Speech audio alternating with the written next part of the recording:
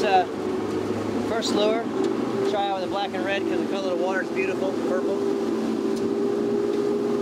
Try that out.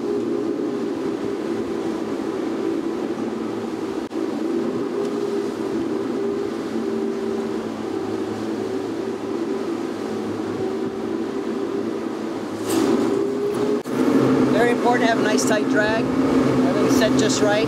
Too loose of a drag won't hook and fish. Too tight of a drag usually, once they get way out, ends up ripping the hook out of her mouth. So you try to get it set at, I like the 18 to 20 pound range. Whether it's the wire, which is old school, or the monofilament, which is also old school nowadays. We're going to set out another side there. You try to have a good count. The whole idea is to get all your lures set up so it looks like a school.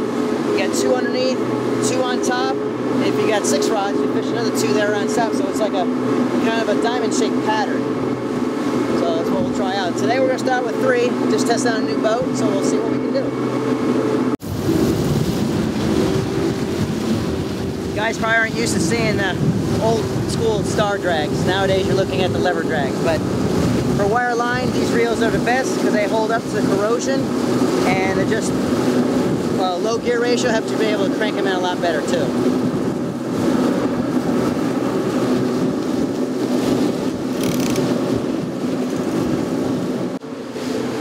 Try and get them set up now where you have the school back there in just the right pattern, so you get a strike, you're able to get maybe a double or triple out of it. At the moment, like I said, it's a new boat for me, so I'm adjusting to the, you want the clarity of the water, got a lot of wake back there and whitewash, so you want to be able to adjust where need be to get the bites. Alright, we're starting now. We got here at about, I guess 11 o'clock. Not sure what time it is right now, but the outgoing tide just started not too long ago, so we're going to try out in front of Bimini and work our way towards Cat. Because this time of year, a lot of times the bait will get pushed up onto the Cat area or Bimini right out front. So we'll fish the outgoing tide this afternoon, check this area out. And we have a small front coming tomorrow, so if we don't do well here, generally when you get the wind out of the northwest to north, Isaacs is better because it pushes the bait up onto the edge. And then it also will be a late time or late morning bite as well tomorrow. So hopefully it'll work out in our favor in both sections and we'll be a hero today. When you're waiting for a wahoo bite, obviously you can see how fast we're going. You're going to just sit here and be in a daze, and all of a sudden you're going to hear the reel screaming. Because we're going so fast, and when they latch on, it's going to set the hook right away and start screaming. The first thing you want to do is, depending on how good of a boat driver you have, you can either speed up the boat, because generally they'll help you get other strikes as well, or you can have whoever's fishing you run over and start cranking on the opposite rod that's not having fish on it, and just work the rods, because sometimes you just keep going for a little longer, you'll get that second, third, even sometimes a 4th fish. I mean, the most I've ever had on it once myself was 6, and that's just working everything together.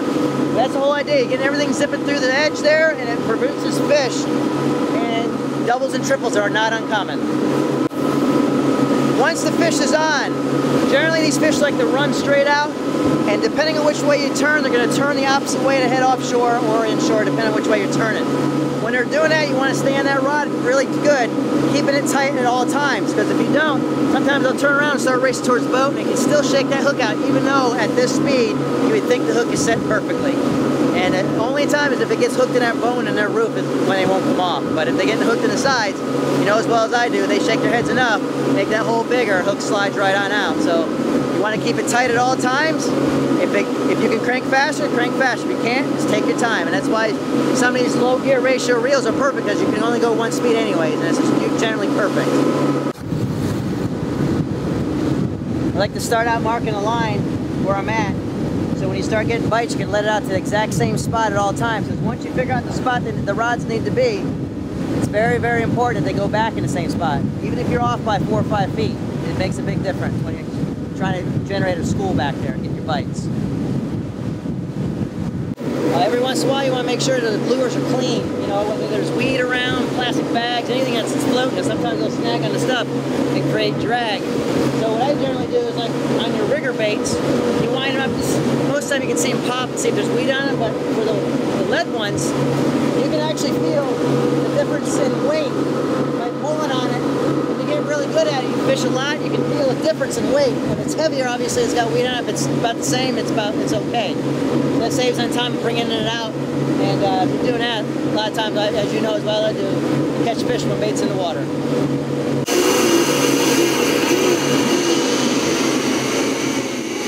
Keep going! Keep going!